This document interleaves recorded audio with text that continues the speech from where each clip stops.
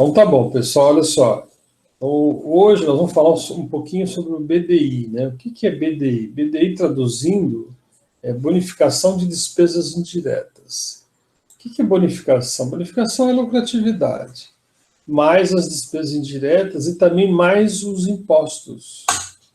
Então, quando a gente faz um orçamento, que nem esse que vocês fizeram, eu coloquei lá o valor da área construída vezes a metragem quadrada, 100%.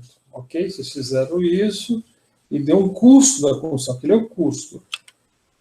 E vocês acrescentaram 30% a mais. Esses 30% é meu BDI, que é os impostos, é o lucro da operação, tá certo? E as despesas indiretas, que é tudo aquilo que eu não consigo lançar na própria planilha, entenderam? Eu acho que isso é um dado importante, porque eu tenho um custo, que é tudo que está no orçamento, tudo que está na planilha, lá, todos os itens, desde os serviços preliminares até os acabamentos finais. Então, esse é o custo.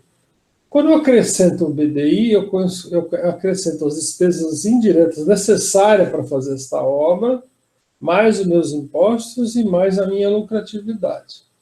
Então, esse é o conceito básico. Na hora que eu coloco o meu BDI, ele é sempre dado em porcentagem, tá certo? Sobre o custo, eu chego no que a gente chama de preço final, ou valor geral de venda.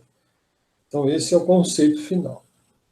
Mas existe uma confusão, às vezes. Por exemplo, se eu perguntar para qualquer um de vocês quanto é o custo da obra, vocês vão saber, o custo é custo mesmo. Mas se um cliente me vem e pergunta assim, ô Ivan, quanto vai custar a minha obra? Qual o custo da minha obra? Ela vai querer saber o preço final, ou seja, é como os americanos falam, né? Eu quero saber o preço da obra no turnkey, ao virar a chave, né? Ao virar a chave, eu vou lá na obra, abro a porta, a obra ficou pronta, tudo certinho, com todos os acabamentos, ela custou aquele valor global. E que nem esses programas que tem de reforma, que vocês já devem ter visto na TV, e o cara fala assim, olha, a casa custa tantos $1.000, eu vou fazer uma reforma, investimento de não sei quantos $1.000, e aí ela vai valer X $1.000. Eu tive um lucro na operação de $100.000, $150.000. Eles trabalham nessa escala, né? Ok? Que é mais ou menos o que a gente vai fazer. Então, tem um custo, mais uma bonificação, mais a minha despesa, mais a lucratividade, mais os meus impostos, vai gerar o que a gente chama de valor geral de venda. Eu, quando eu comecei a estudar isso, as pessoas falavam assim, você põe 30% em cima do que der no custo, que você não perde dinheiro. E aí a gente, percebendo e batalhando, e estudando, e fazendo obra mesmo, a gente descobriu que não é verdade. Tem muitas obras que os BDI são muito mais altos. Tem obras, inclusive, o BDI chega na casa de 50%. Okay? Eu fiz muita obra pública. Eu aprendi da pior maneira, né? Eu tenho dificuldade por ter dado o orçamento errado. E aí comecei a considerar esses custos, aí eu comecei a perceber que às vezes o BDI meu chegava a 50%, 60%. Okay? Isso é importante para que vocês não errem lá na frente. Mas como que pode subir o BDI tão alto assim? É muito simples. Se eu vou fazer uma obra num banco, por exemplo, como eu já fiz, o banco só trabalha final de semana e à noite. Então, tudo é dobrado. O salário é dobrado, as dificuldades são maiores, né? Normalmente a gente faz à noite, no fim de semana. Então, já por esta única razão, já o custo da mão de obra vai lá para cima. Né? Então, você gasta mais dinheiro para fazer a obra. Assim vai sucessivamente. Ok? Alguma dúvida em relação a isso, pessoal? Tudo bem. Então, acho que isso é um conceito importante, que aí, quando alguém perguntar se quanto custa a obra, se um engenheiro arquiteto, você pode falar no custo é X, mas ainda tem que construir o meu preço de venda. Construir o preço de venda significa que eu vou colocar um BDI em cima, que é a bonificação das despesas indiretas. Ok? Eu vou mostrar para vocês a planilha que a gente vai utilizar e que eu vou passar para vocês. Eu vou colocar uma planilha sem os quantitativos, para vocês aprenderem como é que manipula com ela. Eu vou dar uma recomendação para vocês. Na hora que vocês receberem a planilha e forem fazer o download, na hora que forem trabalhar com ela, trabalhem com outro, salve com outro nome, porque se acaso vocês perderem alguma fórmula, alguma coisa, você tem lá a base original, ok? Tá certo? Isso é muito importante, porque às vezes acontece, a gente manipula a planilha, dá um comando errado, você perde uma fórmula importante lá, ok? Tá bom? Então eu vou mostrar isso para vocês, e aí a gente vai comentando como que a planilha foi organizada para a gente poder fazer esse trabalho. O que acontece? Se vocês pesquisarem na internet, ou na própria Pine, no Cienge, vários aplicativos aí de orçamento, esses aplicativos são caros, né? Eles não são baratos, né? A gente, recém-formado, não tem condição de bancar os custos de um Cienge, por exemplo. Apesar deles venderem por módulo, essas coisas são caras, né? Softwares são caros de modo geral. Então, o que a gente fez? A gente fez um esforço aqui de fazer isso tudo numa planilha no Excel, que a gente tem um acesso mais livre, é mais fácil e é muito intuitivo. E aí vocês podem manipular do jeito que vocês quiserem. O único cuidado é essa questão de não quebrar as fórmulas, então cuidado com isso, tá bom? Eu vou compartilhar com vocês.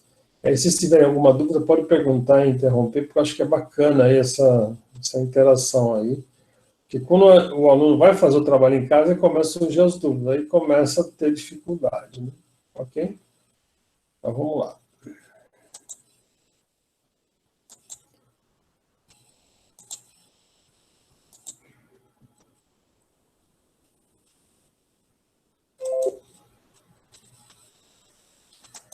Aí vocês me falam se o tamanho está bom aí, ok? Tá bom o tamanho, pessoal? Para mim tá ok. Pode aumentar só um pouquinho, por favor? Eu entendi, desculpe. Aumentar um pouco? Por favor. Sim. Vamos lá. É que a planilha é comprida mesmo, ela é longa. Vamos ver se a gente dá uma encurtada aqui, ó, só para vocês. Puxar.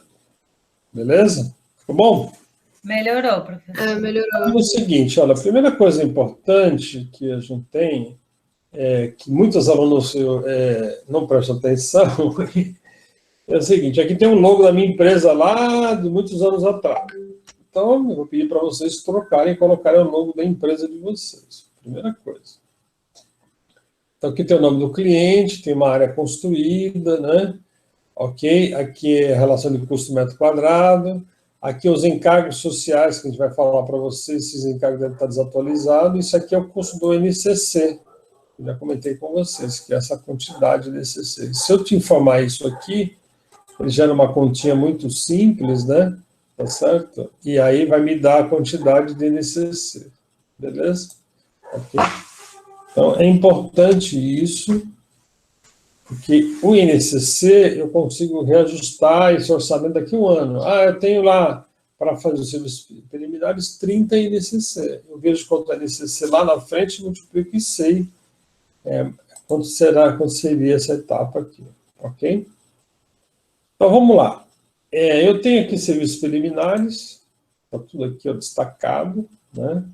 Nessa planilha está preenchida com os valores, tá certo? Então, aqui eu tenho uma fórmula simples, que multiplica esses dois, tá certo? Ok? E aí, esse valor aqui é uma somatória, tá vendo? Uma somatória de todos os itens aqui, ó. Os itens da minha infraestrutura, ok? Ficou claro isso? Por isso que precisa tomar cuidado para não quebrar as formas, para não atrapalhar, ok? Muito bem.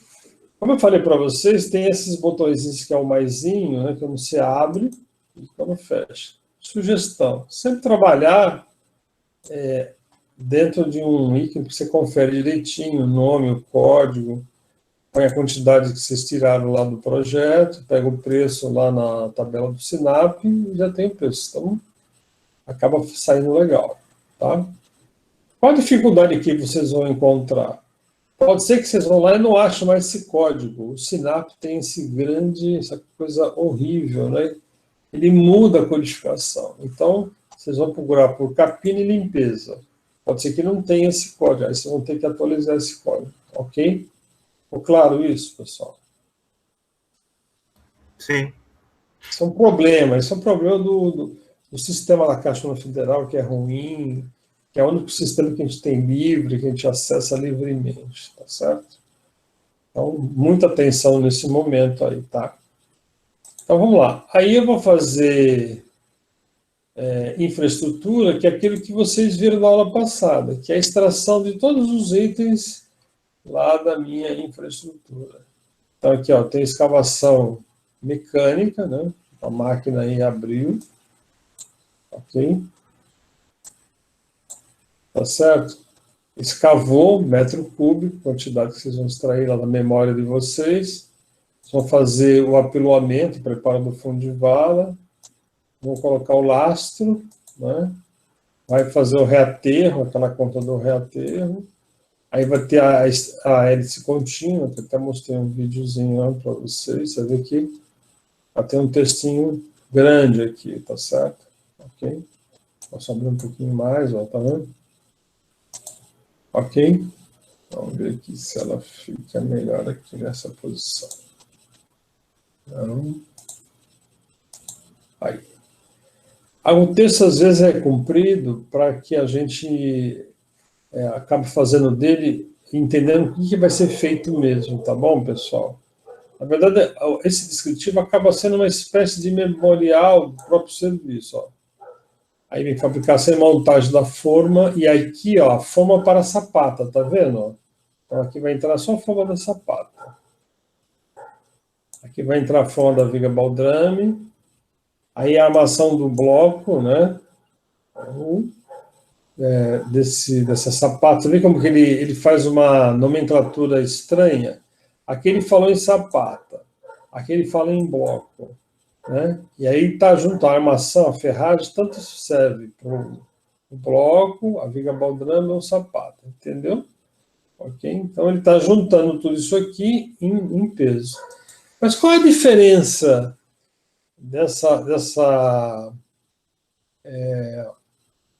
aqui, ó, fabricação, aqui, ó, desse bloco aqui, ó. Aqui eu tenho um ferro que é de 10 milímetros, tá vendo aqui? Ó, vocês estão percebendo aqui, ó? Vou destacar aqui em cima, ó, o aço de 10 milímetros, ó. CA50 de 10 milímetros, tá vendo? Lá em cima, ó. Que aparece aqui, ó. Nesse aqui de baixo, o aço CA60, né? E aqui, ó. Vou abrir um pouquinho mais aqui. É o aço de 5 milímetros, tá certo? E aqui vem a concretagem, alvenaria de embasamento, aqui a impermeabilização, e aqui a pintura com a tinta asfáltica, que é o neutrol, tá certo? Aí, ó. Então, vocês vão preencher essas quantidades, né?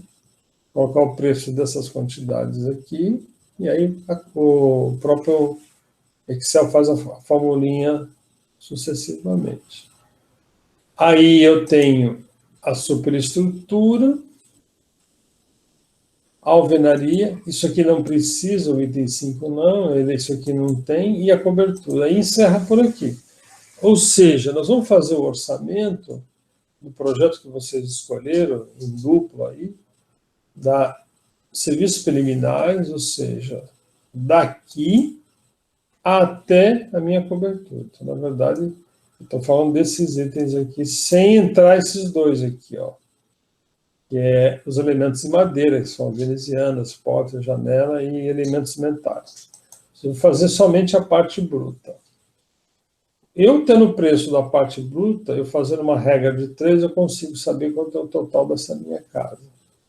E por que a gente não faz? Porque o trabalho é extenso e a gente não tem tempo, no curso, já fiz essa experiência antes, não dá conta de fazer isso.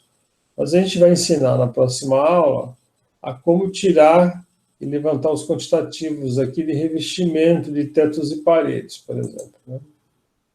Eu tenho aqui, ó, chapisco, embolso, reboco, pastilha, revestimento na parede interna, com gesso acartonado, e assim por diante. A gente ensina a tirar do projeto essas quantitativas, que tem uma tabela auxiliar que facilita muito isso. Ok? Então, tá aí. Então, esse é o primeiro orçamento que vocês vão mexer. Vocês vão fazer o orçamento que a gente chama sintético, que é a extração do projeto dos quantitativos, separado por itens aqui, ó. Os preliminares, infra, superestrutura, alvenaria e cobertura. Ok? Muito bem, pode ver que os outros aqui estão até zerados aqui, não tem nada aqui. Ok? Muito bem. Aqui eu tenho um cronograma que a gente pode mexer, posso até... Isso não é uma exigência que a gente faz, porque a gente vai fazer isso no Project. Mas se vocês quiserem fazer no Excel, é possível. Aqui os meses são divididos sempre em 4 semanas, né? Ok? A gente sabe que tem meses que tem mais semanas e outras não, mas ele faz isso. E aí eu estou falando que o serviço de preliminares começa na primeira semana e termina na 4ª. Se eu alterar aqui e fazer 5 aqui, ó, automaticamente vai preencher mais um campinho lá, tá vendo? Ó? Ok? Perceberam isso ou não? Hein, pessoal? Se eu voltar aqui, ele vai diminuir lá o campinho aqui, ó. Sim. Então, isso é bom, né, para a gente ter uma noção. Quando a gente faz um orçamento sintético, eu faço ele e faço isso aqui e entrego para o cliente. Com esse cronograma, não mexo no Project e nem faço no orçamento analítico. Né? Porque o orçamento analítico a gente só faz, já comentei isso com vocês, quando você está gerenciando a obra mesmo, né? Quando você ganhou esse contrato de gestão. Né? Ok? Então, isso aqui é só para o cliente ter uma ideia do global do teu orçamento. Ok? Aqui no orçamento sintético, diferente do paramétrico, ele tem um valor aproximado que é muito próximo da realidade. Por quê? Porque você está levantando todos os serviços, entendeu? Então ele tem mais precisão, né? Portanto, mais confiável. E aqui, só para finalizar, aqui embaixo eu tenho 284, que é o total, o valor das etapas somado total, e tem um valor total somado aqui, que eu somei por cada etapazinha aqui, ó. Eu somei. Aí você fala, por que eu tenho 3 números aqui, né, professor? Você pode perguntar. Estou somando tudo isso. Por que eu faço essa conta? Porque é uma maneira de eu checar se minha planilha não está errada. Então, se os 3 números baterem, ok, não tem um erro. Se tiver um diferente do outro, alguma coisa está errada. Vocês entenderam? Ok? Ficou claro isso? Ok. Então, isso é um dado importante também. Muito bem. Aí, o cronograma eu já comentei, vocês não têm obrigação de fazer, porque a gente vai fazer isso só no Project, que é muito mais interessante. Aqui também não é proibido de fazer, ok? Aqui tem o orçamento analítico. O que é o orçamento analítico? É a transformação daquele sintético em um orçamento analítico, aquele que a gente utiliza na obra. Por que a gente faz isso? Porque lá ele vai apresentar a composição do serviço. Eu vou abrir a minha infra aqui, ó. Ele é muito mais longo, é muito mais comprido, né? Então, merece um pouquinho mais de cuidado. Se eu clicar aqui na infraestrutura aqui, ó, nesse quantitativo, ó, eu cliquei nele, ó, ele está igual ao orçamento sintético G24. Né? Ou seja, esse valor aqui, ele veio daqui, ó. Eu vou pegar lá no G24. Então, eu vou lá aqui, na infraestrutura. Aqui, ó, no G24. Olha aqui, ó. Ele puxou daqui. Então, por isso que eu falei que é importante tomar cuidado para não alterar isso. Ou seja, esses números a gente nunca digita aqui. Digita lá e ele puxa de lá para cá. Ficou claro isso? Ok? Ficou claro. Possivelmente. Aqui embaixo, aqui eu falei para vocês que tem a composição. Então, aquela pergunta que eu fiz assim, mas por que é importante a composição, né? Ó, ela te dá a carga horária de produção, a carga horária de instalação e as horas de período para fazer esse serviço. Tá vendo que aqui não vai material nesse serviço aqui. É só equipamento e as horas dos profissionais. E aqui é a quantidade de horas. Por que é a quantidade de horas? Ele está pegando o total de metragem a ser preparado, em termos de metro, vezes o coeficiente, que dá o total. Então, eu já sei...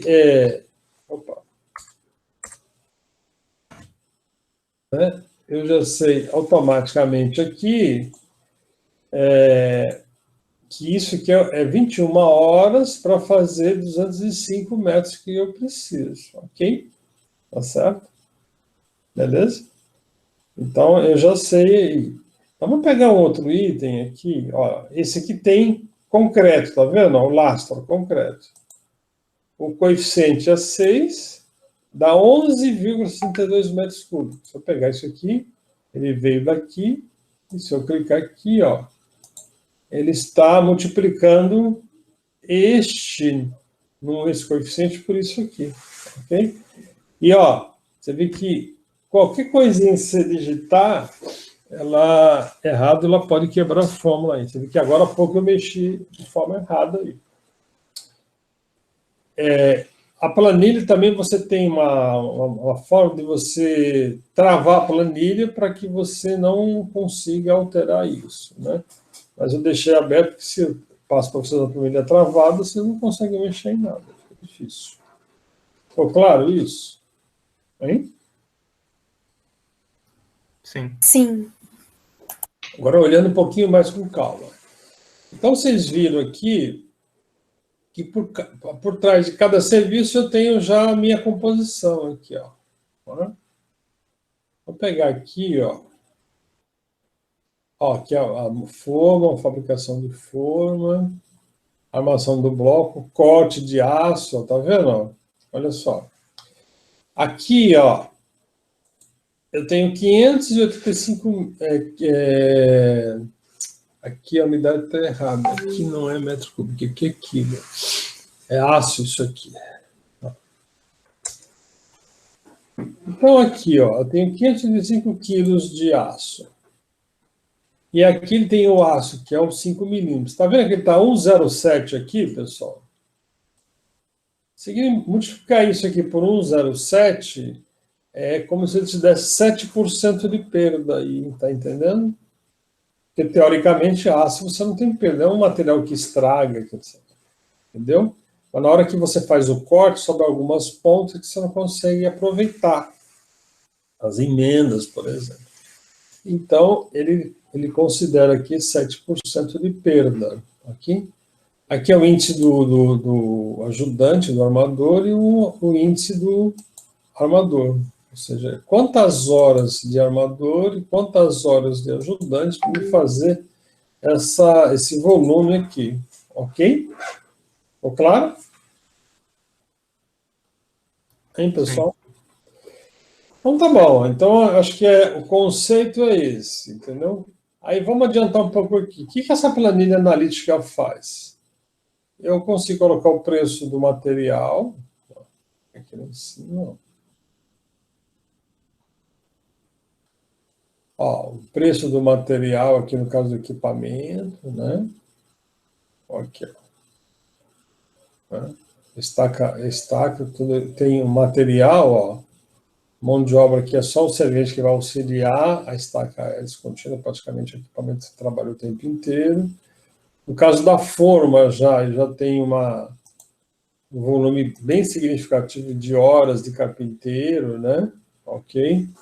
E do ajudante, ó, carpinteiro e o ajudante. Então, tem uma coluna de preço de material e um preço de mão de obra. Ok? Esses preços aqui, ó, que eu estou destacando aqui, né, de materiais e depois de mão de obra, são preços que a gente... o ideal seria pegar esses preços no mercado. Quanto custa realmente alugar um equipamento desse? Quanto custa o quilo de prego? Entendeu? Quanto custa a metragem quadrada de madeira da tábua, que está marcada aqui, ó, tábua. Quanto custa o metro da tábua? Vocês entenderam? Está aqui, ó. Ok? Quanto custam os preços das coisas, ok? Entendeu?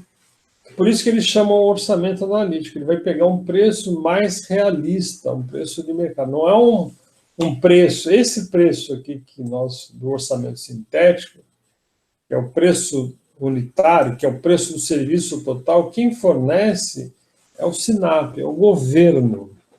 Mas o governo também, no analítico, fornece esses preços em detalhado aqui. Então, o que eu vou sugerir a vocês? Né? Vocês vão colocar os preços lá do SINAP aqui, e vocês vão fazer uma coisa, vocês vão olhar a planilha como um todo, e vão falar assim, ó, quais são os itens mais caros aqui? Então, eu vou lá na minha planilha, falo, puta, isso aqui ficou caro. Como que a gente descobre? Ó, pelo total aqui, ó. O total da forma deu 14 mil reais. É um item caro. Né? Aqui é um pouco maior, aqui é barato. Então, você vai ver quais são os itens que eles, juntando, representa aí, sei lá, 40%, 50% do orçamento. Então, esses itens que são mais caros, né? Vale a pena a gente pegar o preço, né? Vamos supor, a gente sabe que madeira é caro, a gente já sabe disso. Então, isso aqui com certeza é um item que vocês vão ter que colocar um preço novo, perguntar no mercado, né? Ok? Tá certo? E aí, com esse preço novo, vocês vão fornecer aqui, e aí vocês vão destacar aqui para a gente, vão falar, ó, esse preço eu troquei, esse preço que eu fiz a troca. Vocês podem fazer essa sinalização, pode fazer isso inteiro. Ó. Esse é um item que eu coloquei preço novo, ok? Ficou claro isso? Aí, pessoal? Sim.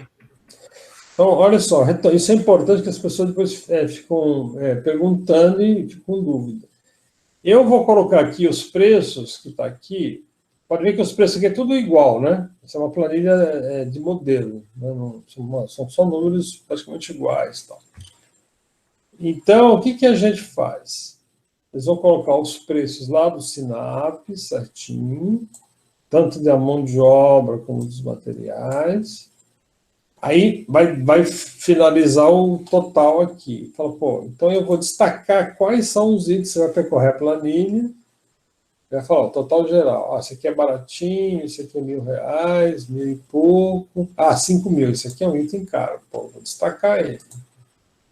Aqui, R$1.000, ok, esse é um item caro, vou destacar. Ok? Esse aqui também é caro, tá vendo? Aí vocês vão olhar, esse aqui é barato, esse aqui eu não vou mexer, esse aqui é caro. Vocês vão somar os itens que são mais caros e vão consultar no mercado, ok? Tá certo? Isso é uma coisa importante, porque o que a gente está fazendo com isso? Quando você consulta no mercado e quando você destaca quais são os itens que, somado 20% dos itens, ou seja, eu tenho lá 50 itens, 10% daria 5, 20% daria 10 itens. Se pegar 10 itens, ele soma sozinho mais que metade do custo total do orçamento. Pô, então esses itens são importantes. Entendeu? Ok? E aí você também pode ter uma surpresa. Às vezes você cota no mercado e fica até mais barato do que o próprio SINAP deu. Também tem essa. Pode às vezes ficar um pouquinho mais caro, como pode ficar também mais barato. Então, o que a gente está construindo em tese? A gente está construindo o que a gente chama de curva ABC. Ou seja, quais são os itens, né, que eles somado, né, eles representam mais da metade do custo do meu orçamento. E normalmente são poucos itens que acontece isso. É impressionante. Ou seja, a obra tem alguns itens que são vilões. Eu já disse para vocês que um dos itens que são caros aqui, nessa fase, é a madeira. A madeira é cara. Assim como o aço é caro também. Né? Então, a gente vai lá na elétrica, eu já sei que na elétrica a parte de fio é cara, ela custa cara. na parte de acabamento, os pisos porcelanatos, não custa caro. Então, esses itens eu tenho que cotar no mercado, se eu quiser ter uma redução de preço significativa. Tá certo? Ok? Então, com isso, a gente entende a lógica da planilha. Ok? Bom, aí, então eu falei do orçamento sintético, mostrei o cronograma, falei do orçamento analítico. Beleza. Aí eu vou construir o BDI. O que o BDI faz? Vou aumentar para vocês verem aqui. Ó. Eu estou fazendo uma aula inversa, estou mostrando na prática como que é, para depois a gente entrar na teoria. Ok? Esse número aqui, esse 556, é o total do meu orçamento analítico. Se eu pegar aqui lá embaixo, ó, 556, ó. Então, ele pegou aqui, puxou para cá, ó, total do meu custo direto. E aí, nós vamos lançar os custos indiretos, a mão de obra 1 e 2, nós vamos aplicar os encargos sociais, equipamento de instalação, despesas operacionais. Onde que estão essas coisas? Estão aqui, ó. Tá? Despesas operacionais, equipamento de instalação, mão de obra 1, mão de obra 2. Ok? Então, na hora que eu preencho isso aqui, ó, serviços preliminares, vou ter ajudante de cozinha, vou contratar um topógrafo por fora, né? Aqui na mão de obra 1, vai ter eu, o arquiteto, que vou acompanhar a obra vai ter lá 5 meses, eu vou gastar por cada mês de visita técnica X reais, e vai me dar esse total. E aí vocês vão fazer simulações com isso, olhando se a tua obra precisa dessas coisas, ó. Ele precisa de mão de obra 2, ó. Serviços auxiliares, topografia, transporte, oficina e manutenção. Mão de obra 1. A gerência, se vai ter algum consultor de fora, se vai ter você, arquiteto, acompanhando a obra, o escritório, despesa de logística, suporte técnico. Os equipamentos vão precisar alugar, transporte de pessoal, etc, etc. E as despesas operacionais, aluguel, marmita, alimentação. Então, tudo isso aqui, ó, fazem parte das despesas, que é o custo indireto, que está aqui, ó, está tudo aqui. E aí, olha só, à medida que esses números vão subindo, o meu BDI aqui embaixo vai subindo automaticamente, ó. Por isso que é complicado, né? Então, dica importante, coloque nessas tabelas os preços que vocês acham que é extremamente necessário, né? Evita inventar despesas, que quanto mais aumenta aqui, pior fica. Vamos fazer uma simulação, também topografia aqui, ó, R$1.000. Eu vou entrar aqui no BDI, tá certo? As despesas indiretas me deu 21 e está dando um BDI de 44. Se eu pegar, e aqui nessa mão de obra, aqui, na topografia, e colocar, vamos imaginar que eu gasto R$3.000 no topógrafo hoje em dia. 3.000. Eu vou ver lá no BDI, já aumentou lá o BDI, né? Aqui aumenta aqui automaticamente, tá certo? E reflete aqui embaixo, ó, ok? Então, tudo que vocês aumentarem aqui vai refletir aqui dentro, ok? Tá certo? Olha aí, ó. Porque tudo isso aqui está puxando da outra planilha lá, ó. Ok? Todos esses valores aqui, ó. Ok? Puxa de lá. Ó. Aumenta aqui, ó. Bom, então, custo direto veio do orçamento, os indiretos veio dessas abinhas amarelas aqui, tá certo? A administração central é uma taxa que vocês têm que colocar no orçamento para bancar o custo do escritório, ok?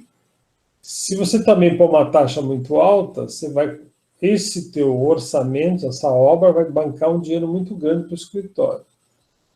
Ou seja, as nossas obras têm que bancar o custo da empresa. Mas existe uma regra aí. O pessoal fala assim que é bom que esses custos sejam menor que 5%. Aqui está um número bem apertadinho, bem eficiente, 3%. Aqui eu tenho despesas eventuais, que eu tenho um lucro, seguro, algum risco que você pode acrescentar, né? E aqui um lucro que a gente deseja ganhar com esta obra. Você pode colocar um lucro de 0 a 1000%, só que se você colocar um lucro muito grande, você não vai ganhar concorrência, obviamente. Okay? E aqui, eu tenho aqui, em seguida, os meus custos parciais de impostos. Ó. Ele incide sobre o custo parcial direto. Ok? Tá certo? Qual o imposto que aparece? É o PIS, CONFINS, o ISS. Ó, se aumentar o ISS, tem muitos lugares, municípios que é 5%, o valor aqui passa para 160 mil. O BDI vai lá para 49 e pouco, vocês perceberam? Só uma mudança bobinha aí, ó. Né? Vamos voltar lá, ó. 109,44. Se eu mudar aqui para fazer novamente, mudar para 5%, o BDI já vai para 49%. Aí tem contribuição das leis trabalhistas, o CSLL, e o imposto sobre o faturamento, que é uma lei nova. Ok? Então tá aí. Então, o que acontece? Além disso, de todas as despesas, tem o que a gente chama de custo financeiro. Alguém sabe dizer o que é custo financeiro aí da plenária, hein?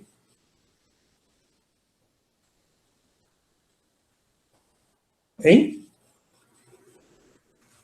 Não sei, professor. Custo financeiro é o seguinte, olha só. É quando você tem que bancar o custo do dinheiro que você vai tomar emprestado. Então, você está fazendo a obra, o cliente tem que pagar para você todo dia 5. Aí o cara começa a atrasar todo dia. E para você bancar a obra, você precisa pegar ou usar o teu dinheiro, ok? Se você não tiver o dinheiro, você vai usar o seu cheque especial, vai tomar emprestado, né? E aí as taxas de custo do dinheiro, do capital, são caras. Então existe uma regra que é assim, ó, uma regra de ouro. Até 5 dias do vencimento da fatura, a gente não cobra custo financeiro. Mas passou disso, a gente já cobra. No caso das obras públicas, que eu já trabalhei bastante, eles não pagam logo que você emite a nota. Eles demoram, fora aquele mês, mais 15 dias. Ou seja, se eu emitir a nota dia 20 de julho, por exemplo, né, ele vai me pagar só no dia 15 de agosto, porque fora o mês, mais 15 dias. Entendeu? Os órgãos públicos fazem isso. Então, você tem que ter fôlego para sobreviver até receber, entendeu? Então, isso é o custo financeiro. Então, se eu sei disso, né, eu sei que ele me demora, sei lá, aqui, ó, 30 dias para me pagar, né? Olha o custo como que vai da obra. Ó.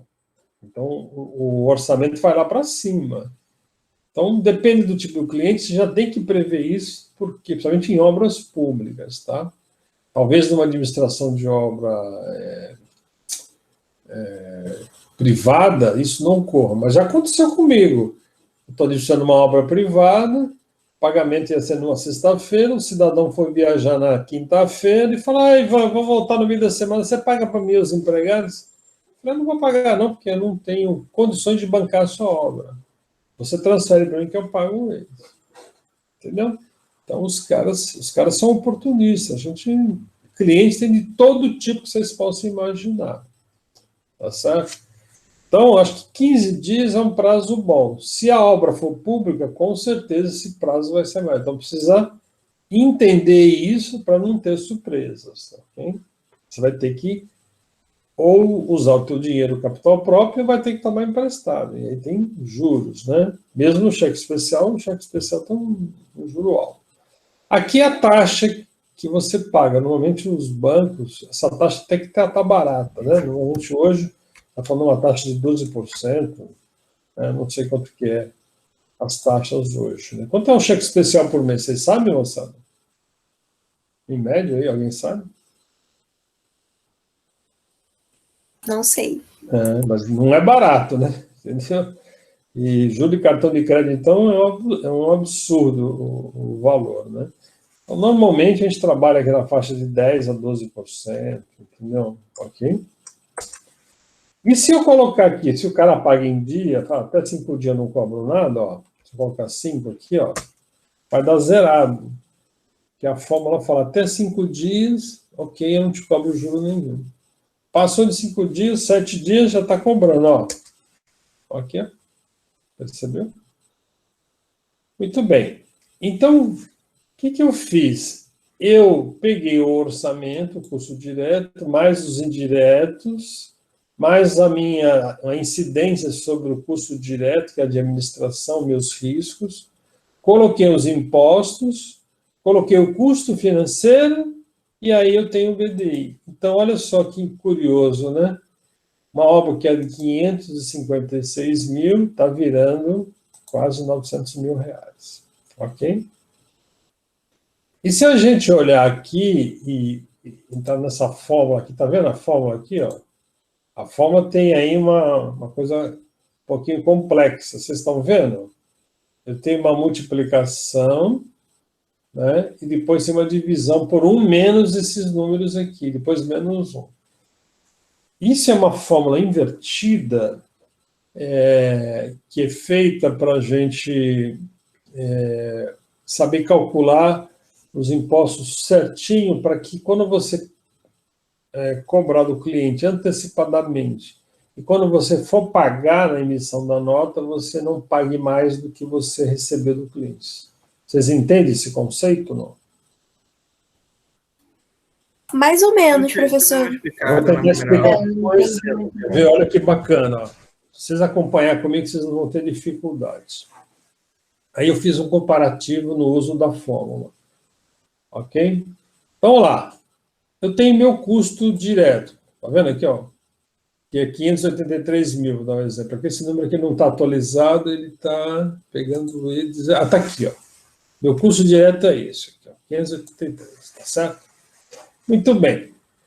Aí eu vou pagar a administração, os impostos, seguros, né? Despesas indiretas, despesa financeira, ok? Todos esses impostos aqui.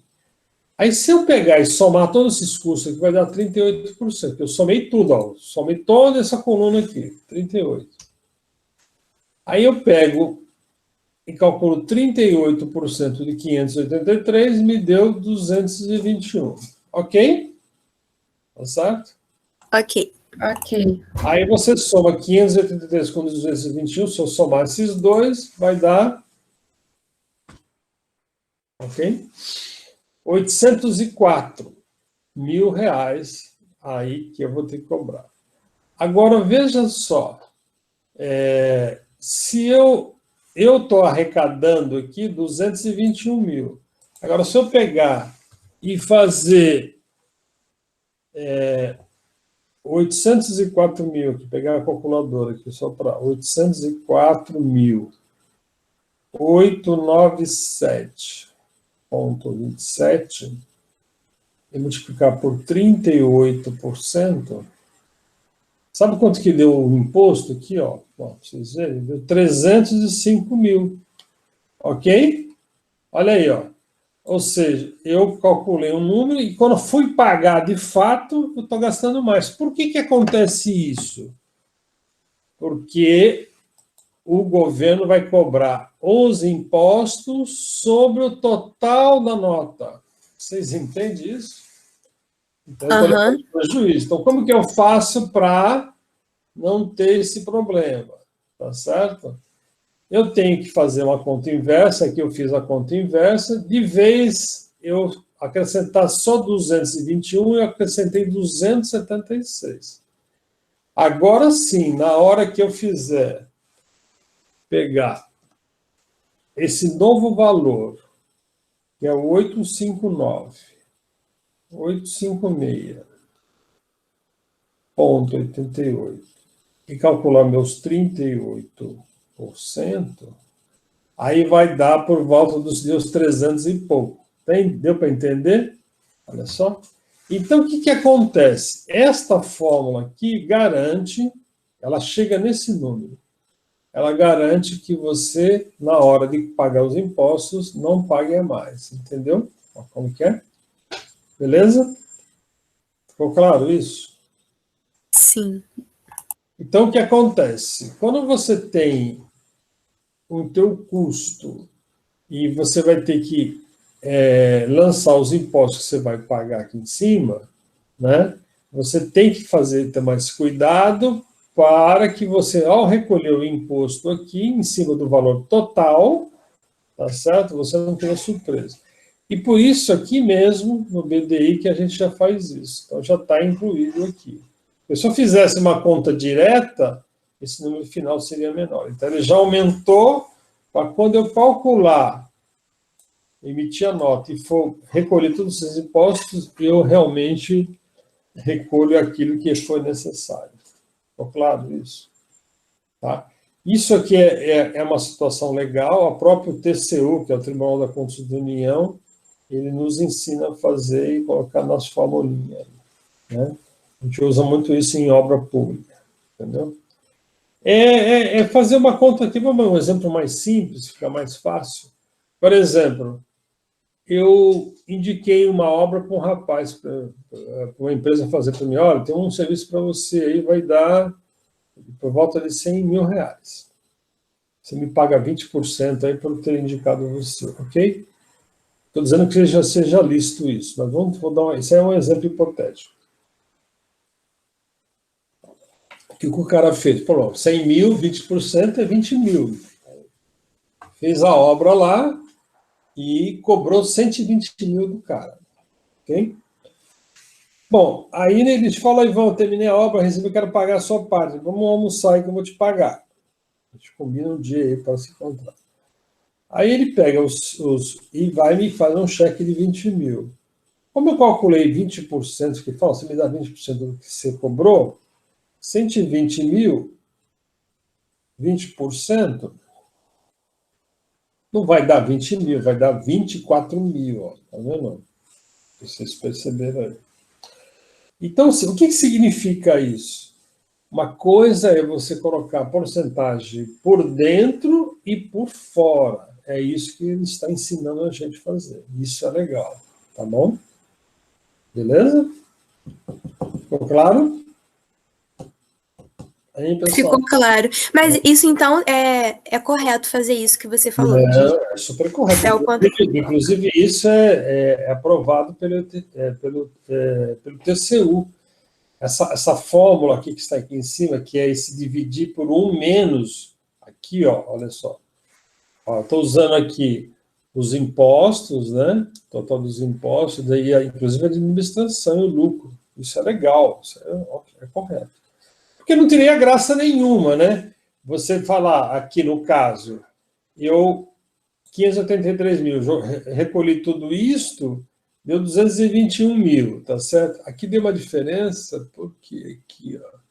Porque aqui acho que o meu ISS. Tá certo. Tá batendo. 18,33, 18,33. Deu 38%, que eu somei todos eles, apliquei sobre isso. Mas não é. Ele tem que ser mais, ele tem que fazer uma conta inversa, para que quando eu calcular aqui em cima, me dê o valor exatamente que eu vou pagar. Ok? Tá certo? Então, isso é muito importante vocês saberem disso, mas essa é uma observação que é oportuna, né? Vocês conhecerem aí, tá bom? E com isso, pessoal, a gente entende o conceito do BDI, né? E aí, no final, o que acontece? Aqui tem a planilha final de vendas, tá certo? Eu vou diminuir um pouco aqui. E aqui, vocês viram aqui, ó, tá vendo um fator aqui, esse fator de preço de venda? Vou abrir um pouquinho. Ver se ele está batendo aqui.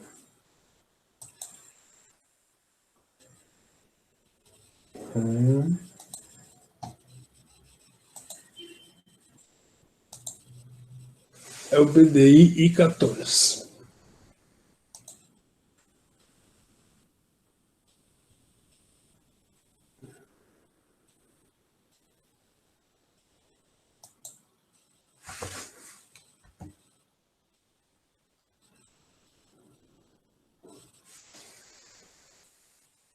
Professor, uma dúvida que eu acho que passou batido, já deve ter sido falada, mas essa sigla VGV significa o quê mesmo? Valor geral de venda. Ah, sim, obrigada. Não? Então, na verdade, aqui, olha só, esse valor aqui, ó, 154, eu estou pegando aqui lá do BDI do L14, acho que é o L14, tá certo? Tá aqui. Então, o que ele vai fazer? Ele vai transformar, ele vai pegar os preços unitários, vai aplicar esse fator para dar o preço já com o valor de venda, o preço já com o BDI, faz uma conta direta. Então, é isso que ele está fazendo, tá certo? Ok?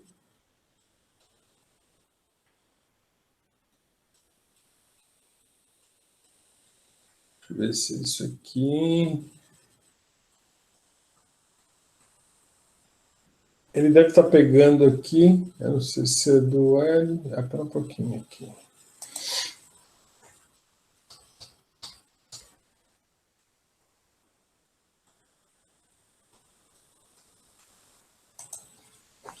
Eu vou dar uma checada nisso aqui, porque eu acho que ele está pegando errado aqui, porque ele devia estar pegando aqui do E42.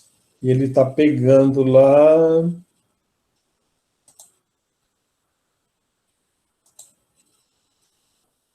Está pegando do I14.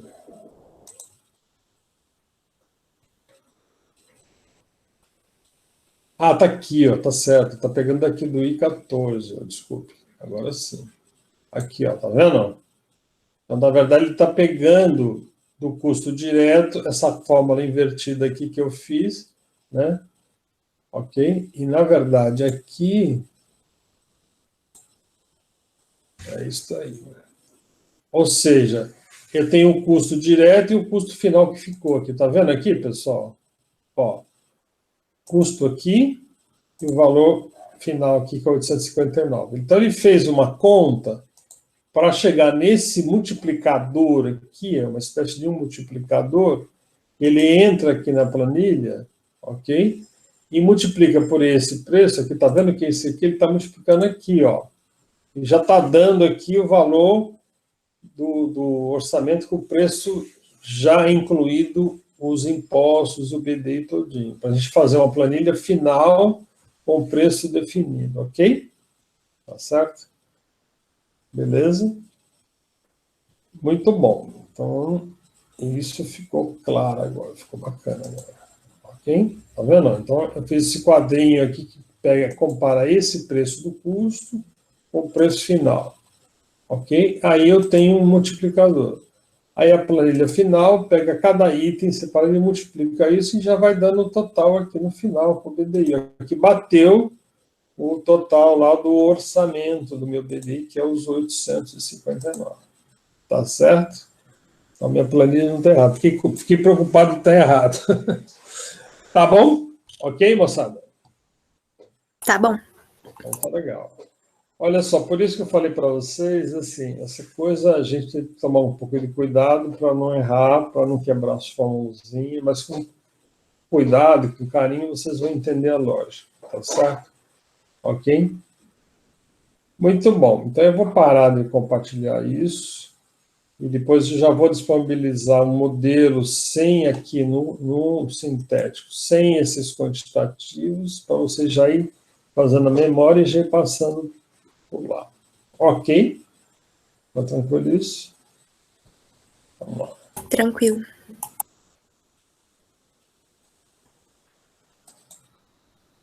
Beleza.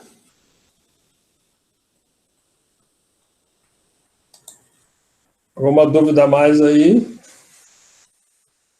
Hein, Gabriel, Júlia, Tárcio, muita gente aqui não se manifesta. Hein? Por enquanto, tudo bem, professor. Tudo tranquilo, professor. Aliás, tem 2 alunos, acho que você é um deles, né, Gabriel, que não entregou o trabalho lá. O que aconteceu? Entreguei sim, professor. O meu tá lá. Não tá, não. Eu olhei hoje, não estava. Ué, mas eu coloquei lá, professor. É por isso que eu estou perguntando, né? Mas não, posso olhar aqui, deixa eu ver aqui. Então olha aí, porque com certeza ele tá. Tá lá, quer ver, ó. Gabriel Quepraldi, pendente. Gabriela Inocente, pendente. Aqui não aparece para mim. Ok? Você quer que eu compartilhe com você isso aqui? Hein, Gabriel? Professor, estou vendo aqui que eu tinha até colocado uma dúvida. Eu acho que eu anexei, mas não cliquei no entregar. Ah, então tá bom. Putz. Tá, vai chegar aí agora. Então, beleza. Ok. Ainda bem que eu lembrei disso. Vamos lá. Então, é o seguinte, pessoal. Eu vou agora compartilhar aqui a nossa aula de fato.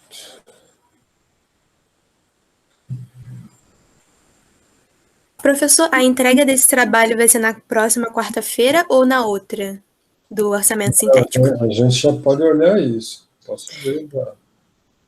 Eu acho que não é na outra, não. A gente sempre dá uma folga aí, né? Porque senão é complicado. Mas eu vou abrir aqui o nosso cronograma e a gente já te fala.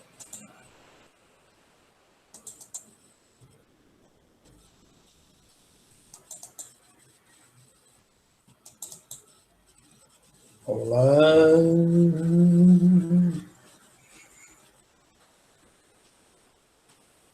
Acho que está dia 28 a entrega da segunda. Exatamente. Eu acho que não foi atualizado devido àquela banca que você teve, professor. Talvez não tenha contado. Aí. Ah, tá certo. Talvez seja isso. É.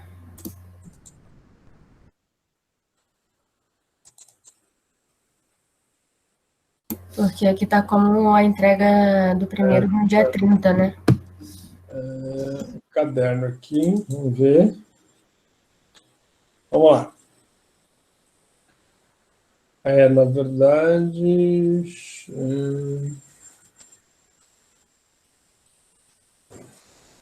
21 é hoje, né?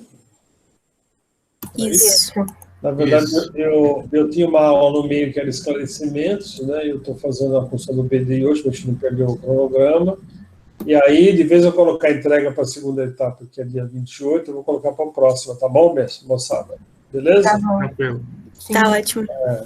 E, na verdade, Conseguir tirar dúvidas durante a semana. Tá bom. Ok, então vamos lá, nossa aula prática, que é super tranquilo. Na verdade, eu fiz o inverso mostrando a planilha, que é muito mais prática, né? Porque às vezes a gente fica batendo no conceito, e aí agora vocês vão entender um pouco melhor isso, né?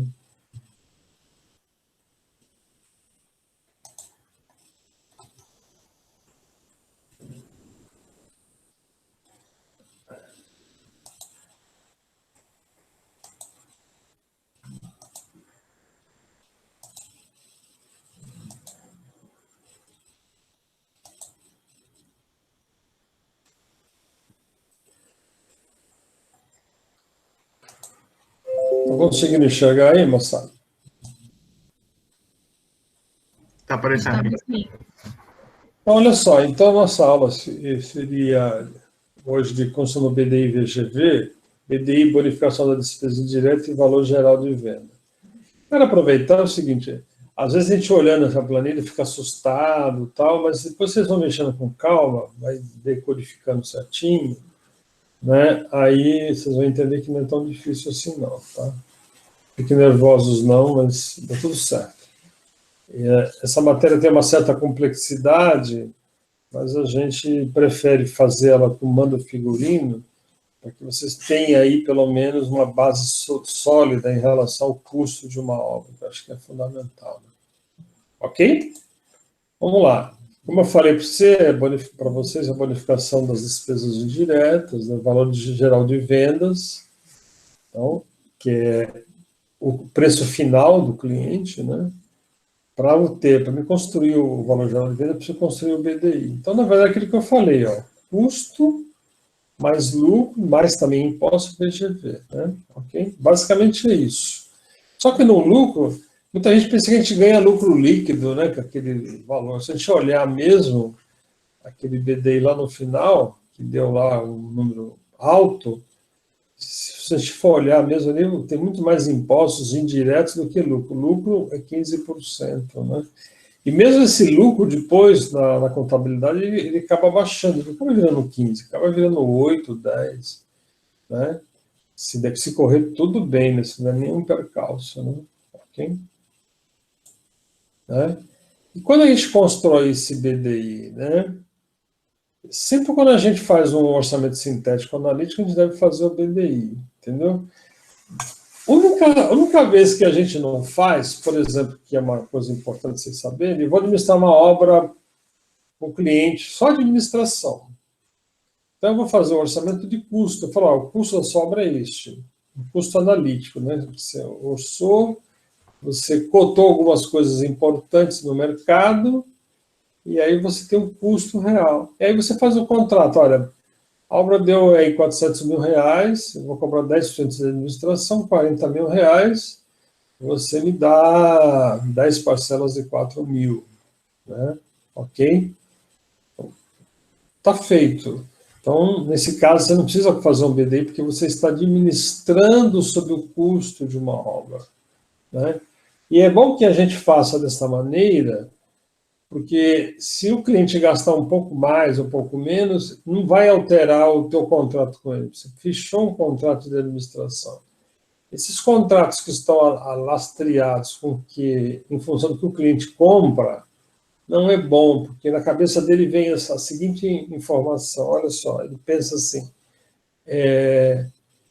cada vez que eu gastar alguma coisa, eu estou pagando para o arquiteto 10% a mais do que eu comprei. Isso dá uma sensação ruim. E ele vai tender a tirar você da brincadeira. Então, faz assim, um contrato fixo, ó, não importa. Fiz um contrato de 16 mil. Vai durar 4 meses, né? 4 parcelas de 4 mil. 16 mil reais. 4 vezes 4 são 16. Entendeu? Ou 4 meses de 4 mil. Então, você combina isso com o cliente, entendeu? Né? Então, essa que é mais ou menos a ideia, entendeu? Só em obra pública, que a gente fala no turnkey, né, chave na mão, é que a gente inclui o BDI lá dentro, e o governo fechou o contrato com eles, se você errou para mais ou para menos, o governo não está nem aí. Você tem que garantir cumprir o contrato, né? Ok? Então, é muito interessante. O BDI, ele leva em consideração algumas coisas que a gente, às vezes, só olhando numericamente, não aparece. Por exemplo, a distância, as dificuldades técnicas para fazer aquela obra, a logística, as interferências, os impostos e a própria taxa de lucro, que é aquilo que nós vimos lá. Vocês viram lá que tinha lá eventuais, que eu coloquei 1%. Você fala, pô, a obra tem dificuldade, eu não trabalho nesse horário, porque eu trabalho em hora diferente. Então, os eventuais vão subir a mais, entendeu? Ok? Acho que isso é importante. Então, tem que levar em conta isso. Então, para o leigo que faz um orçamento com base apenas nesse número mágico, você põe 30% que dá tudo certo, isso periga do cara pagar para trabalhar. Tá certo? Bom, né? Então, essa bonificação das despesas diretas e o nosso lucro nessa equação, o que ele contém? O custo direto, que é o orçamento, o custo indireto, o incidente sobre o custo direto, o lucro, o incidente sobre o custo parcial, os impostos e custo financeiro, tudo aquilo que a gente mostrou lá, né? Todo serviço que está na planilha. Além disso, eu tenho atividades de mobilização e desmobilização, que muita gente esquece. Por exemplo, vou alugar uma máquina de hélice contínua lá, que nem eu mostrei o vídeo para vocês na aula passada. Aquela máquina, para chegar na obra, o cara vai cobrar 5 mil, 6 mil, 7 mil, dependendo do tamanho da máquina. E quando ele... como que você paga isso? Você paga uma parte quando ele põe na obra e quando ele tira a máquina da obra, quando ele desmobiliza. Sempre pago em 2 parcelas. Se você pagar tudo no início, provavelmente o cara vai demorar para tirar a máquina e vai usar a tua obra como canteiro, como armazém do equipamento dele, né? E, além disso, eu tenho que ter toda a administração em qualquer serviço que possa ser mensurável na planilha, né? Ok? Só para dar uma informação a vocês, Tribunal de Contas da União, antigamente não se permitia nas obras públicas colocar administração, né, custo de administração. Não permitia colocar custo com o EPI, com equipamento de segurança, com as horas do engenheiro, com as horas do mestre de obra, com as horas do responsável pela obra, visita técnica, etc. Se vocês olharem o nosso orçamento lá, vocês verem que tem pedreiro, ferreiro, servente, ajudante de carpinteiro, todos os profissionais, mas não tem lá arquiteto na planilha. Vocês já viram isso? Não tem. Onde que aparece o administrador lá? Aparece quando eu construo o BDI, naqueles itens, naquelas tabelinhas lá, que aparecem as horas dos arquitetos lá, ou do engenheiro. Entendeu? Então, a gente precisa colocar no BDI essas horas para as obras privadas. No caso das obras públicas, já é possível colocar as horas de administração e dos profissionais, até do vigia, listar na planilha. Tantas horas de vigia, tantas horas de engenheiro, tantas horas de mestre de obra, assim por diante. Com o avanço que o Tribunal de Contas fez, para deixar os orçamentos mais transparentes, né? Além disso, esse BDI tem que ter o lucro, os incidentes, né, as taxas do índice de nota fiscal, essas taxas variam de cidade para cidade, né? Ok? De município para município. Tem município que os impostos são mais baratos, outros são mais caros. Okay? Aqui é um exemplo de Cotia, onde eu trabalhei muito. Aquele Cotia era muito, ele estimulava muito a construção civil, então o ISS era baixo. Aqui em Niterói, se não me falha a memória, é 5%. Isso lá no preço final judia do cliente, né? Fica caro mesmo. Ok? Né? Aí tem a instalação provisória, né? Que aí a gente pode colocar no custo da obra. Lá nesse orçamento, esse modelo que eu vou passar para vocês, lá tem lá os serviços preliminares, né? Tem lá o alojamento, um barracão de obra, né? Ok? Que você deve lançar no orçamento. Tem muita gente que esquece de fazer isso, esquece de colocar grua, cremalheiras, equipamentos importantes. Então, todos os equipamentos, mais o canteiro, o barraco de obra, ou aluguel de um container, ou aluguel de um terreno para fazer lá um canteiro provisório, o meu alojamento, também pode entrar na planilha direta. E deve entrar, porque se você não entrar, você paga do seu bolso, se você não prever o orçamento. Ok? Mobilização também pode ser lançada assim como o pessoal ser transferido. Equipamentos e utensílios de propriedade da empresa que serão utilizados na obra, tá certo? E aqui é aquilo que eu falei, 60% quando você mobiliza, quando o cara entrega o equipamento, e quando ele retira, você paga 40% na desmobilização, ok? Aí a gente fala do custo direto local, que vai ser acrescido, né? Aí tem mão de obra 1 e 2, que nós já vimos lá na planilha, mais as respectivas leis sociais, né? Os equipamentos, instalações necessárias e despesas operacionais, como aluguéis, alimentação, que nós já vimos lá. Que é isso aqui, ó. Né? Eu tenho aqui, nessa minha mão de obra 1, ó, consultor do arquiteto, tenho o escritório aqui, administração de obra, apontador, almoxarife, tudo isso aqui. A única coisa que a gente chama a atenção é que todas essas pessoas aqui, ó, elas custam caro no mês e pode afetar muito o BDI, né? Pode afetar o preço de forma significativa. Então, precisa prestar muita atenção, ver se realmente é necessário isso, se os preços estão justos, né? Ok? Então, essa aqui é o que a gente chama de mão de obra 1. Mão de obra 2 já entra a parte de topografia, transporte, serviços auxiliares, né? Oficina e manutenção. Tem muitas empresas consultoras que quebram, pessoal, porque elas transformam a empresa de construção em empresa de manutenção de veículos, cara.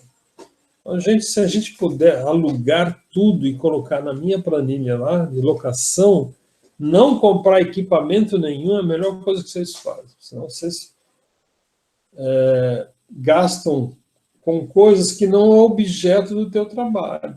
Na verdade, isso aí são insumos importantes para a realização do trabalho, mas eles não é o fim em si mesmo. O fim é a obra. Não se esqueçam disso. Ok? Aqui também tem os equipamentos, olha só. Transporte de pessoal, equipamentos pesados. Está vendo esse item equipamento leve aqui, que eu estou destacando aqui? Ó? Isso aqui olha, é uma desgraceira. Está vendo? Olha isso aqui. Ó. Né? Por que eu estou falando que é ruim? Porque todo início de obra, eu trabalhei com obra há muito tempo. Então, todo início de obra tem que comprar pá, picareta, enxada, martelo, marreta. Os caras somem, eles comem. A gente na brincadeira fala, o pessoal come ferramenta, porque não tem jeito. Então, eu aprendi que todo início de obra tem que ter uma verba para poder comprar essas coisas novas. É impressionante. Raramente se consegue aproveitar de uma aula para outra, infelizmente. Né? Essa é uma realidade que eu senti na pele. Não tem muito jeito. Ok? Bom, aí tem a alimentação, que é uma coisa também que é importante, precisa ser considerada bastante, né? Eventualmente os aluguéis, telefones, tá certo? Cuidado com veículos também, que ele tem uma despesa significativa, né? E outras coisas, tá ok? Uma coisa que é importante é prever alguma coisa para seguro. Se vocês conseguirem fazer seguro de obras, sempre é muito bem-vindo, né? Ok? A gente no Brasil não tem esta prática, né? Não tem essa praxe aí. A gente raramente vê nas obras pequenas alguém fazendo um seguro da obra. Mas é bom, é sempre oportuno isso. Ok? Bom, aí eu tenho os custos incidentes, que é para a administração central, que é a contribuição daquela obra para o teu escritório.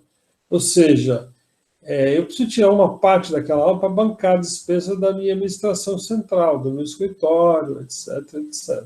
Ok? E, na verdade, também inclui um pouco da lucratividade que é repassada lá para bancar o salário dos sócios, etc, etc. Ok? Então, isso também é importante. Então, olha só, tem uma máxima no mercado de marketing que fala assim, não adianta você ter uma obra boa, uma única obra, é importante, talvez, é melhor você ter pequenas obrinhas de curta duração que movimentam muito rápido, você começa, inicia e já recebe, começa, inicia e recebe com mais frequência, vocês acabam tendo uma carteira de faturamento muito mais interessante do que ficar muito tempo numa obra, né? Então, obras assim, de 2 meses, 3 meses, são ótimas. Você começa rapidamente, acaba terminando, começa outra, e assim vai. É muito mais legal, né? E também a relação fica muito mais rápida, né? Não dá chance de ter erro, enfim, são mais interessantes. Né? Aqui tem uma regra, em termos de administração central, se você tiver um custo de 10 mil e faturar isto, tá certo? Isso é uma situação ideal, né, pessoal? Você teria que ter 10% apenas, né? Olha só. Ou seja, né, para você gastar 10 mil apenas, você tem que faturar isso. Então, se você, no escritório, tiver 2 sócios, né, mais um funcionário, office boy, alguma coisa, esse custo mensal, fora aluguel, fora as despesas, luz, água, telefone, brincando, sobe muito rápido. Essa relação é uma relação ideal, mas é difícil atingir essa meta, para quem está conversando. Vou dizer para vocês, não é brincadeira, não. Entendeu? Então, o que precisa ter num escritório para quem vai se formar, vai começar uma atividade privada? É ter uma noção clara dessas coisas, que quanto mais enxuta a tua máquina, melhor, né? Ou seja, você trabalhar com uma condição mais barata de infraestrutura é melhor. À medida que você vai progredindo, você pode se dar o luxo de aumentar seu ateliê, né, de eventualmente contratar uma pessoa para te atender a alguma coisa, mas cuidado com isso, porque senão você começa a perder faturamento, que é a coisa mais fácil do mundo, e as despesas estão lá vindo. Você tendo serviço ou não, a despesa vai vindo. Né? Você veja o caso aí da pandemia, quantas pessoas quebraram, quantos profissionais, quantos lojistas perderam o trabalho. Né? que a despesa fixa está acontecendo, você aguenta um tempo, se você tiver ainda capital de giro, reserva. Se não tiver reserva, no próximo mês você já quebra. Isso é um dado importante aí. Para quem for montar uma empresa, vale a pena fazer um curso que a gente chama de empreendedorismo, né? O Sebrae tem esse tipo de curso que ajuda a gente a entender essa lógica administrativa, né? Ok? Olha só, se eu tiver uma administração local, né? Ou seja, são os custos relativos à minha administração do canteiro, ok? Então, é importante você ter uma relação aqui de custo, né? Então, por exemplo, se eu tiver um valor de contrato de 50 mil reais, tá certo? Uma despesa de 2 mil, ó, ele está pesando muito aqui, ó. Então, precisa tomar cuidado também com essa administração local, né? Lá na própria obra, né? Ok? Então, ou seja, os números, eles não aceitam desaforos. Se começar a errar os números, você paga para trabalhar. Então, precisa ter importância nisso. Essa administração local, a gente considera que é muito alta ainda. Eu considero muito alta. Né? Você pegar 50 mil, gastar 12 só para fazer uma administração, é complicado, né? Ok? Esse número eu acho que deveria ficar no máximo em torno de 10, 12, no máximo 15, né? O número ideal. Ok? Só para vocês conhecerem um pouco essa lógica, né?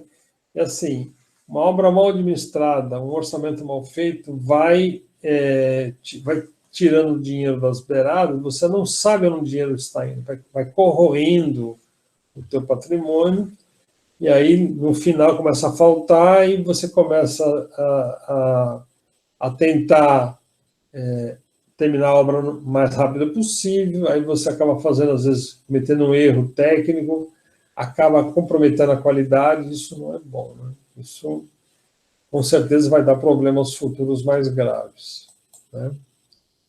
O lucro é fundamental, não é nem necessário falar, mas sem lucro não há crescimento, né?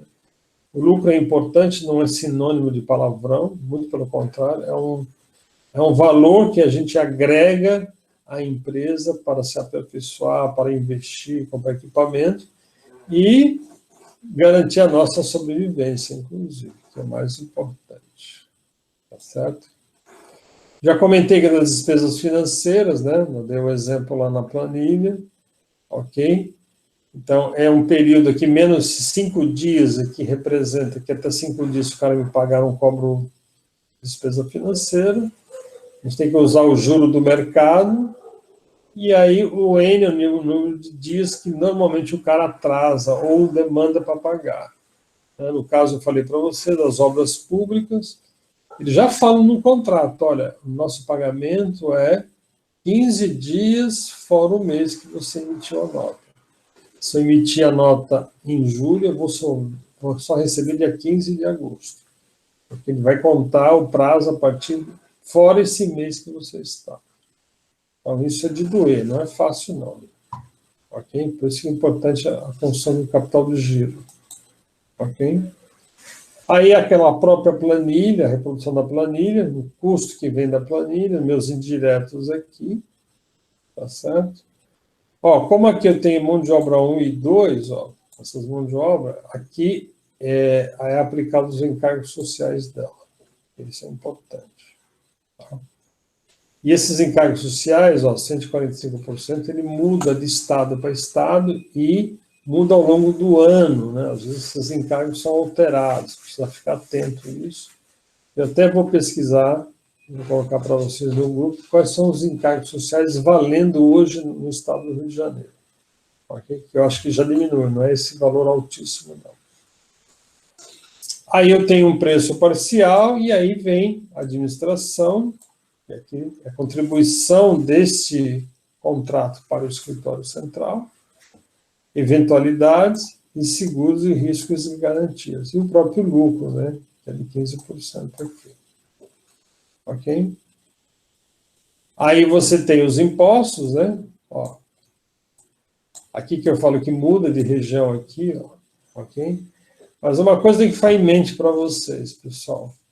Ainda, ó, mesmo que eu tenha aqui mais 3%, vai para 18,33%, ainda você ter uma empresa é mais barato se você for pagar o imposto como autônomo. Não sei se vocês sabem disso, né? O autônomo está na ordem de 20 e poucos por cento, né? Então, eu conheci uma arquiteta que pegou um trabalho no condomínio, fez os projetos, lá ficou legal e tal.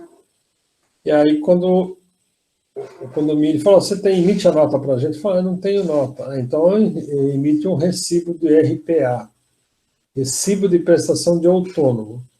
Quando ela viu a taxa de imposto, ela levou um susto, né?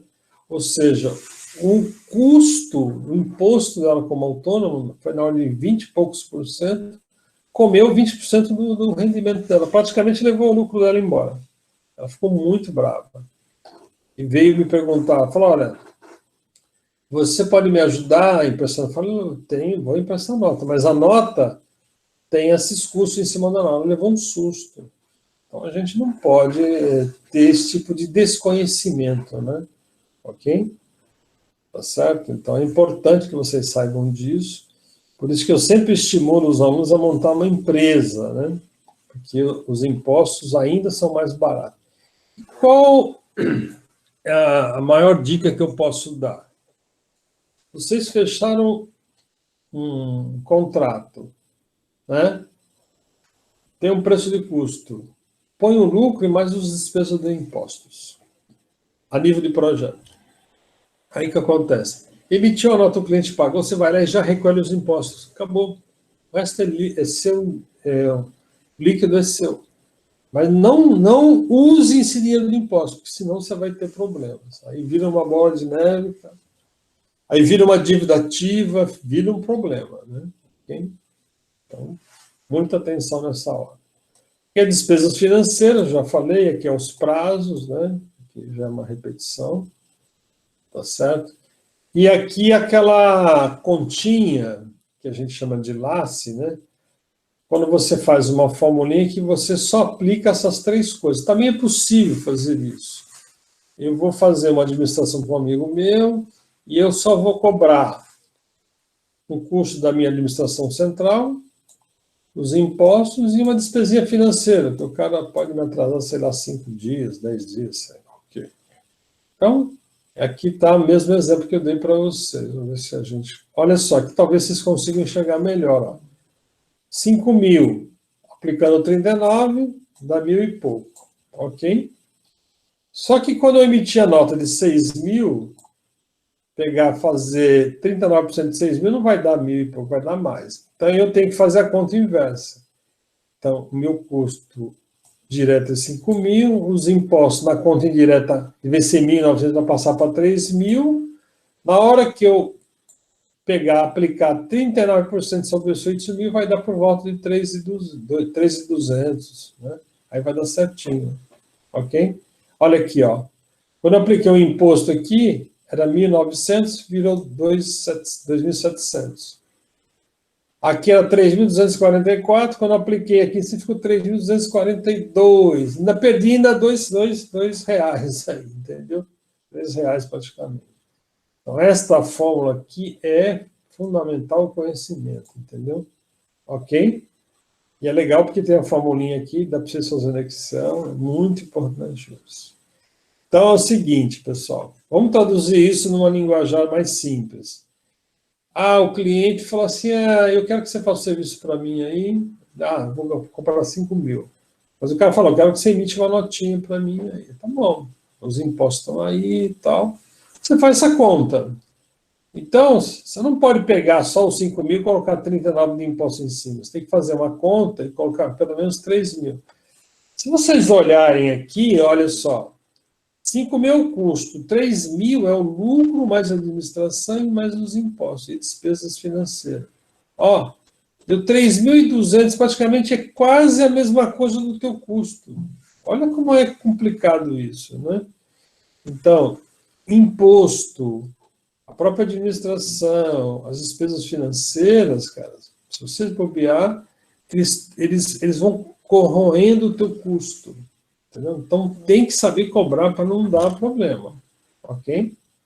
Por exemplo, se você vai fazer para um amigo, fala, tá bom, eu vou cobrar os impostos, eu posso até deixar o lucro zero, mas você tem que me pagar os impostos, eu posso tirar esse 15% aqui. Ficou claro isso, moçada? Hein? Ficou assim. Isso é uma coisa importantíssima e muita gente erra e dá dó, cara. Eu já vi isso acontecer, olha. E aí o que acontece? A empresa entra num processo que, assim, ela precisa pegar um próximo trabalho para cobrir o rombo do anterior. E ela vai nessa toada e sempre fica nisso, ela nunca cresce. Entendeu? Fica nessa toada aí. E cada vez mais, porque ela está devendo da obra anterior, ela fica tentando tirar a diferença na obra atual e compromete a qualidade do serviço. Entendeu? Então, é complicado. Mas por que eu, mesmo com todas essas dificuldades, por que eu recomendo a empresa? Que, olha só, a empresa de arquitetura, de projeto, de administração de obra, ela tem uma rentabilidade garantida se você trabalhar direito. Tá certo? Olha só, está cheio de contrato do governo, contratos pequenos, de banco, de empresas, contrato que as empresas às vezes não dão importância, né? Não tem interesse em fazer. Uma vez eu dei um curso desse em São Paulo, foi recentemente, uma das moças que estava assistindo, uma moça do Banco do Brasil, ela falou assim, Ivan, se eu tivesse no hall de empresa, alguma empresa séria que cumprisse os meus prazos, cara, eu daria todo o serviço para essa empresa. Ela falou desse jeito, entendeu? Eu perguntei para ela, é muito difícil cadastrar? Ela falou, não é difícil cadastrar, entendeu? Então, às vezes as pessoas se formam, ficam dando murro em ponta de faca e não aproveitam as ofertas que o mercado tem, entendeu? Mas por que não aproveitam? Porque não estão habilitadas, não tem uma empresa juridicamente legal e não estão organizadas. Então, lembre-se de uma coisa, você vai pagar o imposto assim que você emitir a nota, ok? E os outros impostos que tem, que é pagar o contador, algumas despesas assim de pequenininhas, dá para você levar sozinho. Emitiu nota, não pode errar conta, e aí dá para administrar bem a sua empresa e crescer, né? Isso que é o mais legal de tudo. Ok? Aqui é um BDI de obra privada, a gente está recomendando, né, essa fórmula, ok? Aí tem aqui o de obra pública, é isso aqui, de acordo com o edital lá, o TCU, Tribunal de Contas da União. E aí tem, ó, administração, taxa de seguros, risco, garantia do edital, despesa financeira. Isso aqui é tudo previsto pelo Tribunal de Contas da União. Então, é tudo legal isso, não é ilegal, não. Ok? E aqui é um...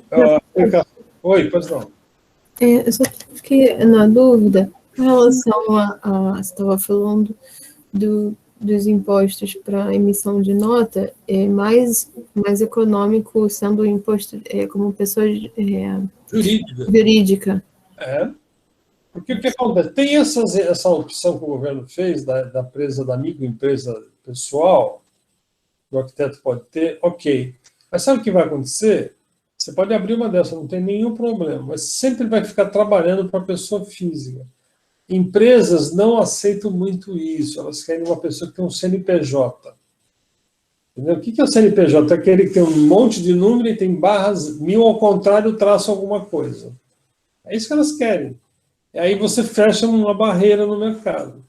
Então, o que eu sugiro a vocês? Vocês vão se formar daqui, sei lá, um ano.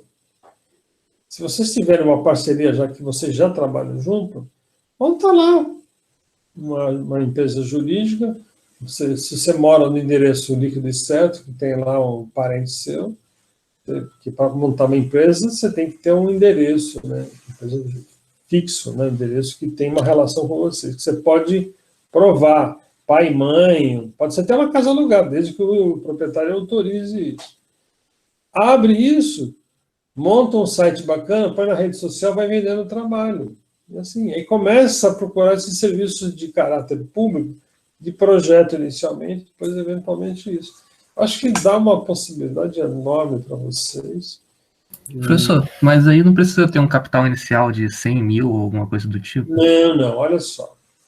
o capital, você abre uma empresa, por exemplo, com R$2.000, né? Aí você tem uma sócia e fala, olha, o nosso capital é R$2.000, eu entrei com R$1.000 e a minha sócia entra com 1.000. Mas isso não quer dizer que você pegou o dinheiro e pôs na sua conta. Não precisa ter isso, né, literalmente. Você abriu isso. Ou seja, e à medida que a empresa vai crescendo, é bom regularmente fazer o aditivo no teu contrato social para aumentar o teu capital. Por que é importante aumentar o capital social? Porque para certas concorrências, eles querem que a empresa tenha um capital mínimo. Por exemplo, se você for participar de uma concorrência de projeto que o valor seja R$100.000, se não me engano, acho que uns 30% de capital você tem que ter, entendeu? Porque eles falam assim, se a empresa tem esse capital registrado, é que está garantido que ela me dá conta de pagar pelo menos uma parte, caso ela não cumpra o contrato. É mais ou menos essa que é a ideia. Mas os contadores sabem dizer isso. Isso não significa que você precisa ter o dinheiro no bolso, literalmente. E quando eu abri minha empresa, só tinha dinheiro para pagar o contador, né, que inclusive era meu primo, ele que me incentivou. Ele falou, você quer ganhar dinheiro, seja empresário nesse país. Né? Entendeu? E se você trabalhar direitinho, nossa, vai embora. Né? Okay? E você vê, né? Todos esses escândalos que teve com as vacinas, com todo esse escândalo que está tendo aí, os caras são tão cretinos que eles abrem uma empresa, a empresa descobre a falcatrua, eles vão lá, abrem outra empresa, os laranjas, eles fazem isso de uma noite para o dia, um negócio impressionante. Né? Tá certo? Então, imagine se esse pessoal trabalhasse sério, como que o país seria sério, né? Seria outra coisa. Então, eu estimulo isso e vale a pena. Então, o que precisa fazer? Conversar com o contador, né, que tem experiência em abrir empresas de projeto e de construção. E aí, uma outra dica pessoal. Quando fizerem lá a descrição da empresa, a empresa de projeto, de administração de obra, né, de gerenciamento, faz a dissertação da empresa com uma maior abrangência que você puder. E aí você pode atuar em várias áreas distintas. Se você falar que é uma empresa só de projeto, aí se você pintar uma oportunidade para gerenciar uma obra pública, você fica fora. Então, tenta fazer um leque mais abrangente possível. Ok? E é uma coisa legal, que é uma atribuição que o CAL nos permite, né? Essa que é a vantagem. Né? A infinidade de atividades que o CAL nos permite é extraordinária. Né? Ok? Vamos lá? Então, tá aí essa parte do BD que nós falamos, que é o que a gente reprisou lá, né? E na planilha está muito mais claro do que isso aqui é só uma imagem. Ok? Bom, a adoção de percentuais para cada um desses itens, né, em relação a tudo que está nas despesas indiretas, então tem a ver com que a logística da empresa, a distância da obra o que você vai fazer, as dificuldades ou ofertas de mão de obra ou de material naquela região, condições climáticas que podem afetar. Se tiver um local que chove, sei lá, todo dia, sei quantas horas, você não pode fazer a obra, vai demorar mais tempo para fazer uma obra. É uma condição climática que dificulta o teu trabalho. Então, você pode cobrar mais caro por isso. Né? E os impostos são determinados pela legislação em vigor, né? E sempre são alterados. O governo adora alterar imposto, aumentar imposto, é uma desgraceira isso. Tá certo? Mas é a realidade brasileira. Ok? Ainda a gente, pessoal, não tem como os europeus têm, os americanos têm. A gente não tem um imposto único. Não sei se vocês já foram viajar para fora, mas quem vai nos Estados Unidos, você compra qualquer coisa, lá vem o valor do coisa, mas o imposto total. Está lá, qualquer cupom fiscal é um imposto único. Acabou. Entendeu? É simples, objetivo e direto. Aqui não, uma confusão, uma quantidade de impostos absurda. Né? que é importante para a gente como visão mesmo? Ó, não perder, não gastar, não deixar de economizar em relação ao planejamento, né? Ok? Tem que procurar trabalhar com desenhos inteligentes, sempre tentar compatibilizar projetos para não ter problema na obra, sabe?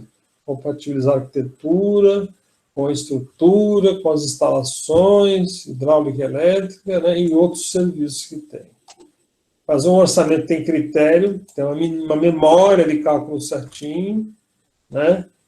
Se preocupar com a questão da segurança do trabalho, usar técnicas construtivas que são rápidas. Ninguém vai fazer escavação manual, pessoal. Hoje é máquina, né? Tá certo?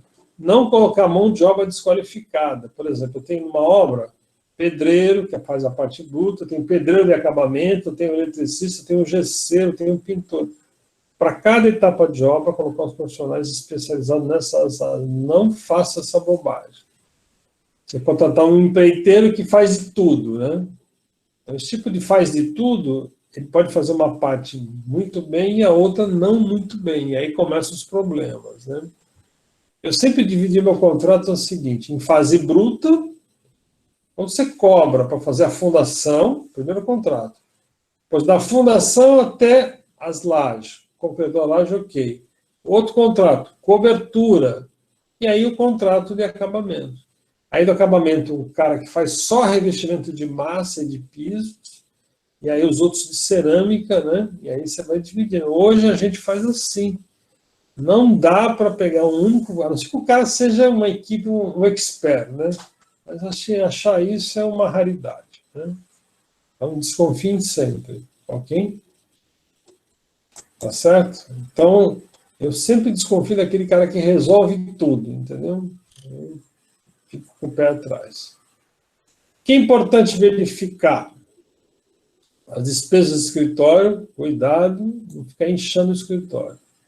Uma boa integração entre os projetistas, né?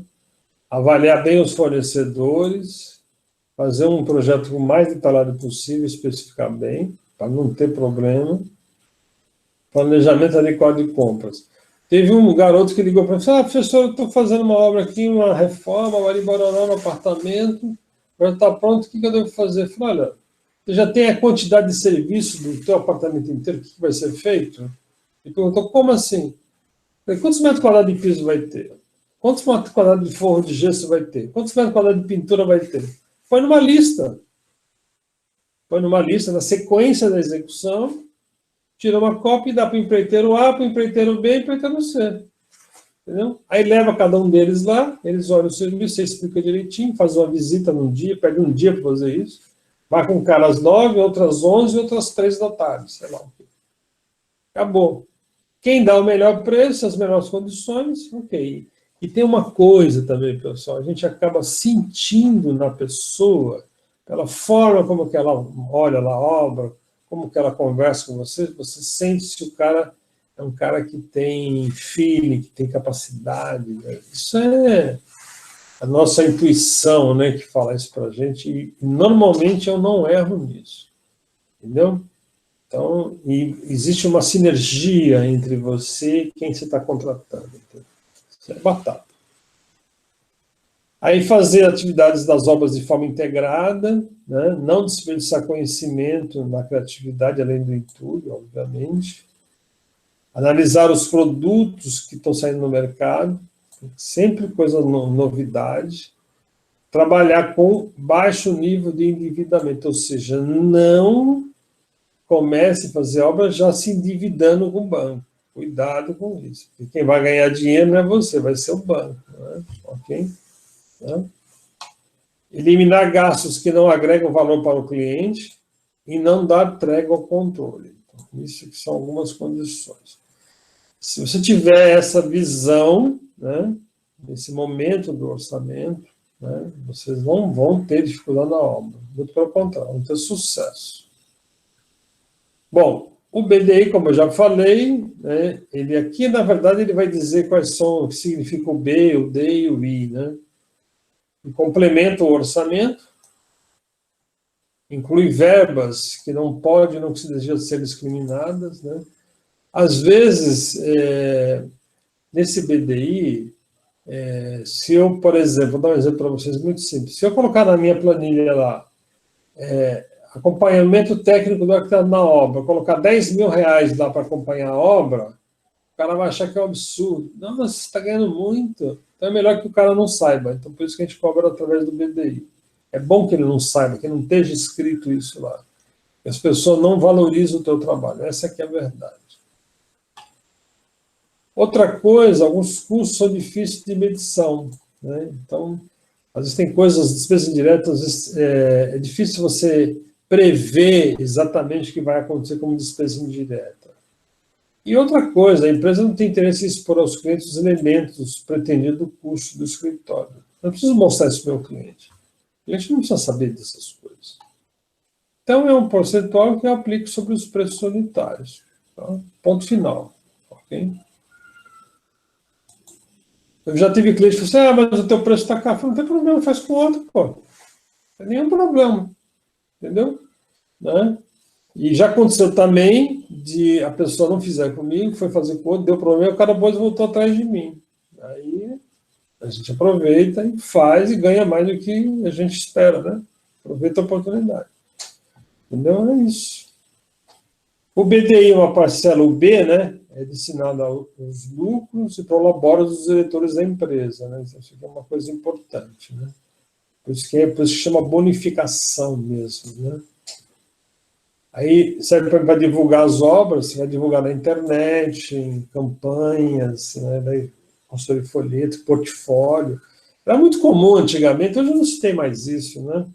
O cliente ia na sua empresa, né, no escritório, você tinha um folderzinho escrito, impresso, das coisas que você fazia. Hoje é tudo internet, hoje ficou mais fácil, né? E você também usa esse B, né, para ampliar a divulgação da empresa, fazer propaganda e marketing. Vou dar uma dica para vocês. Se a gente soubesse realmente qual é a mídia que dá mais retorno, a gente provavelmente gastaria muito menos dinheiro, né? Ok? Olha só, eu conheci uma empresa de marcenaria, lá em Cotia, em São Paulo, o cara trabalha muito bem. Ele começou a anunciar no Google e pagar para o Google, quando o cara fazia pesquisa, puxar o nome dele para cima. E, de fato, começou a dar muito resultado. Mas aí, sabe o que começou a acontecer? Ele pediu para o Google não tirar o nome dele. Ele não estava dando conta de atender a todos os pedidos. Olha que maluquice. Quem imagina um negócio desse? Ok? Né? E como ele tinha um trabalho de boa qualidade, aí o negócio vai embora. Né? Ok? E o que ele fez? Ele só pagou para o Google, pagou um dinheiro significativo para ele, quando alguém fizer a pesquisa, lá no link da empresa dele, no site da empresa dele, aparecer em primeiro lugar. Tudo isso é pago. Né? Ok? Bom, o DI, né, o custo de administração da empresa, o custo da própria sede, juros do capital investido na compra ou aluguel pelo teu edifício, né? Seu prédio, aluguel da sua empresa, mobiliário que você compra, energia elétrica, telefone, né, manutenção e salário dos funcionários do escritório. Tem que gastar com assessoria externa, jurídica, né, às vezes, a gente acaba gastando mesmo, e com veículos, cuidado com veículos, já comentei isso com vocês, e com os impostos em geral, né? Ok? Esses custos devem ser distribuídos de forma proporcional entre as obras da empresa. Por isso que eu falei para vocês que é bom ter vários projetinhos pequenos, mas vários, porque aí de cada um você recolhe um dinheirinho, né? E vai juntando. Isso é muito bom, cara. Ok? Tá certo? Às vezes você pode montar uma carteirinha, por exemplo, de 10, 15, 20 clientes que movimenta, sei lá, mesmo que for uma regularização de planta, uma planta para regularizar, uma coisa pequena, que te dá 10 mil, 5 mil, 6 mil, 3 mil, né? Mas você faz um volume significativo, dá uma rentabilidade extraordinária. Né? Ok? Tá certo? Muito bem. Então, normalmente o BDI como um todo, ele inclui despesas diretas, verbas para a mão de obra local, também inclui o pagamento de engenheiros e arquitetos, mestres de obras, né? aluguel do equipamento, os terrenos, e ele varia, acho que é o mais importante, varia em função das condições da empresa. Uma empresa que é mais sofisticada, obviamente tem um BDI mais alto que uma empresa menor, né? Ok? Também tem aí as relações das condições particulares de cada obra, né? Das características locais. Também está muito em função das ofertas de mão de obra. As limitações de horário de trabalho, a distância da sede, condições climáticas, né? Aqui, distância da sede da empresa, condições econômicas e políticas da região, né? Até do país mesmo, né? Ok? E aqui tem umas perguntinhas aí, né?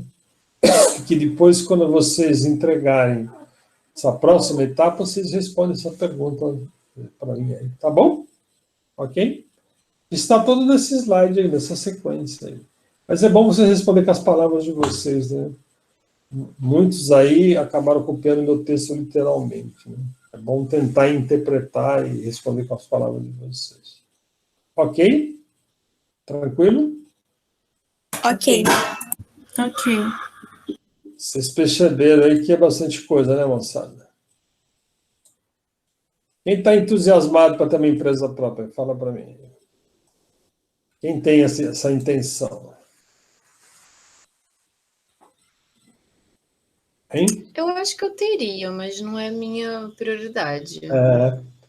É realmente muita burocracia. Mas vale a pena, viu? Acho que vale a pena.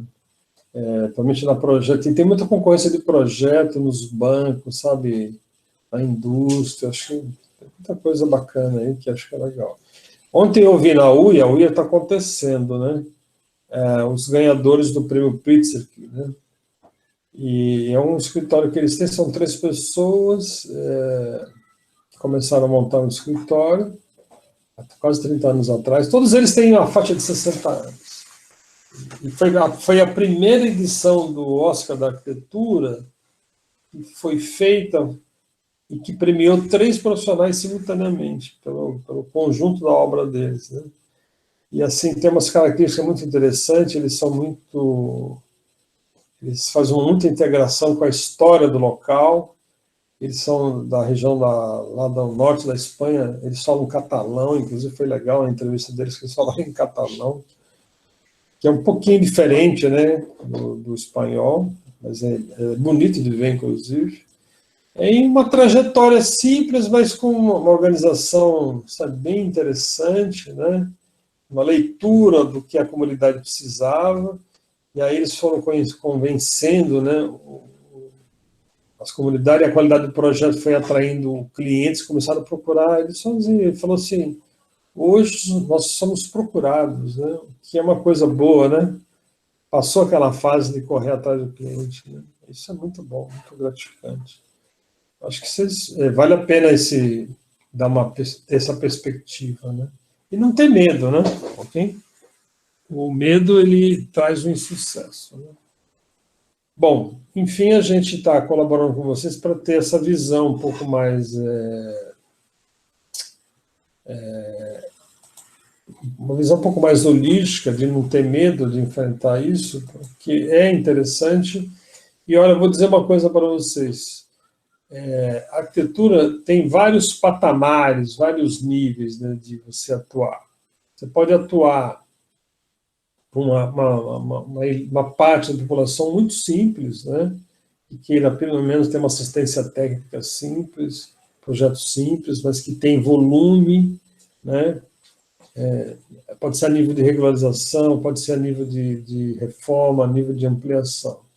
Ou seja, não importa para que parcela da população você trabalhe, você pode fazer uma parcela muito simples, né, de habitação de interesse social mesmo, a parcela de uma classe média, né, que quer reformar seu apartamento, uma parte de empresas, né, como bancos, como indústria, né, e projetos que são importantes para a cidade, projetos importantes, como a reiteração de uma praça, como um edifício público, uma escola, né, entendeu?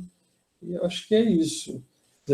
Não importa que nível que você opere, não importa que você tenha excelência nesse nível, né? E tem esses cuidados financeiros, aí o sucesso vai ser atingido, né? Ok? Então é isso, vocês têm tudo pela frente aí, né? Ok? Beleza? Eu tenho visto, assim, acompanhado mais de próximo, assim, mais perto, com um parente meu que está fazendo obra, e ele está fazendo projeto como arquiteta, e o que ele tem me falado é que tudo está sendo muito segmentado, né? A arquiteta, ela está fazendo só o projeto realmente de arquitetura, e todos os outros ela está repassando, é terceirizado, né?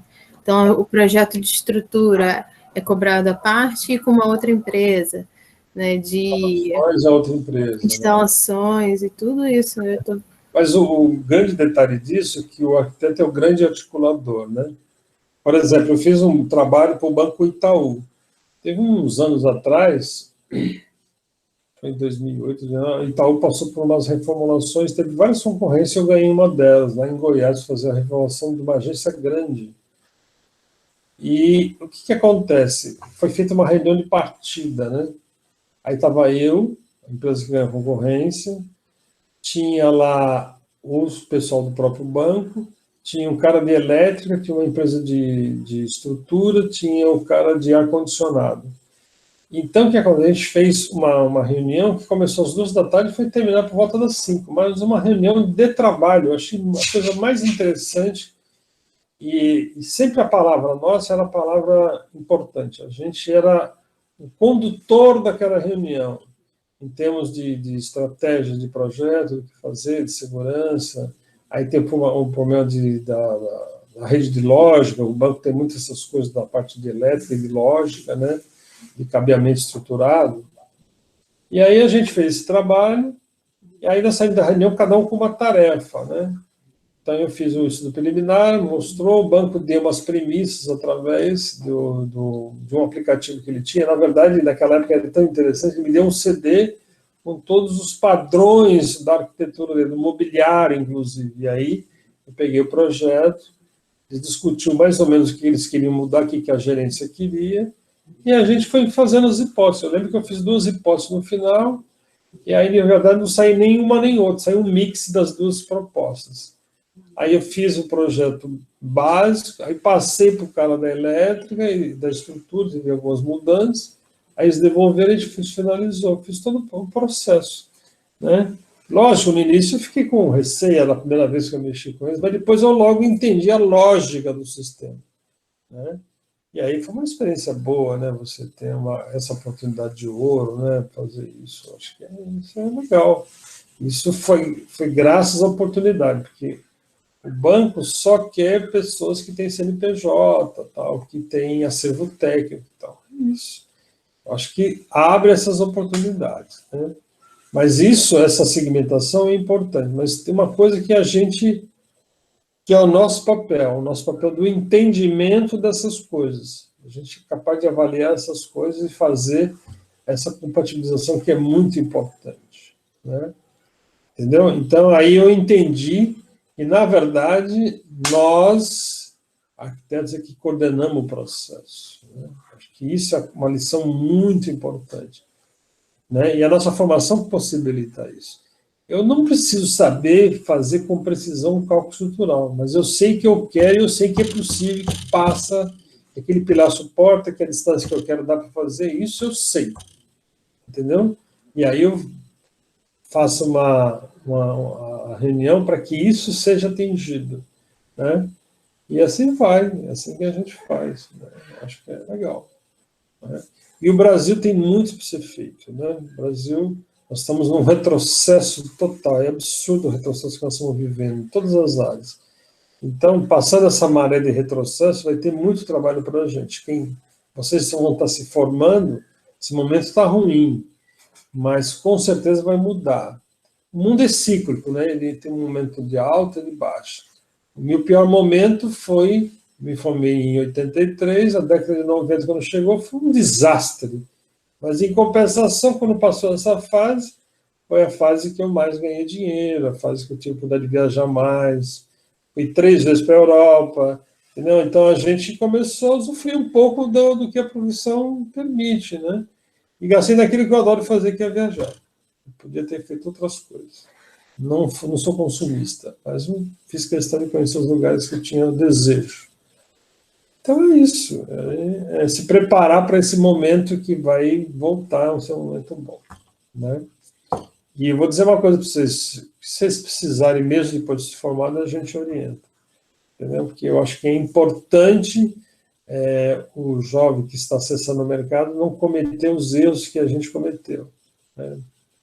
Ou seja, ir com mais assertividade, né? Tá certo? Ok? Beleza? Beleza, obrigada, professor. Então tá bom. Obrigada, Então, eu professor. vou encerrar a aula de hoje e eu vou postar essas coisas que a gente vai fazer e o trabalho fica não para a próxima, mas para outra semana, ok? Beleza? Show.